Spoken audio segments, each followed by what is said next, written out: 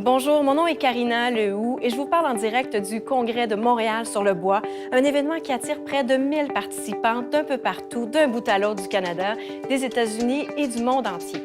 J'ai eu l'occasion de rencontrer quelques-uns d'entre eux et de les interviewer.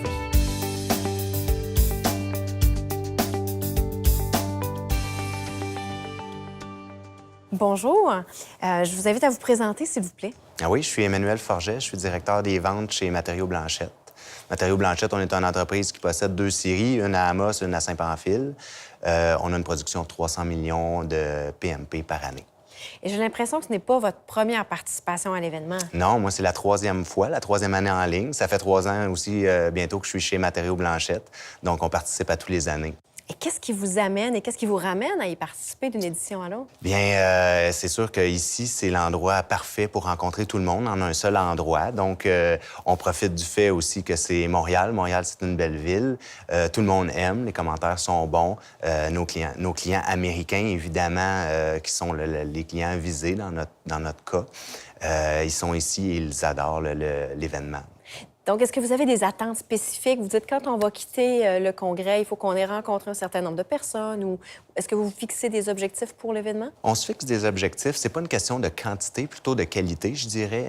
On va avoir des bonnes rencontres avec les gens. On apprend de par le passé. Avant, on fixait beaucoup de rendez-vous. Puis, finalement, on aime mieux en fixer moins, mais avoir des bonnes rencontres.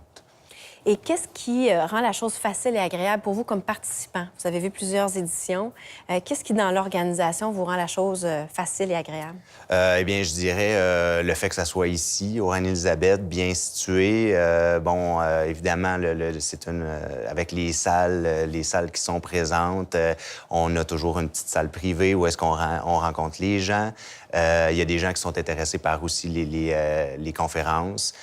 Puis nous autres, évidemment, on a toujours un booth. Et avez-vous eu le temps, dans tout ça, de participer à des séminaires, à des conférences? Comme habituellement, j'ai moins le temps.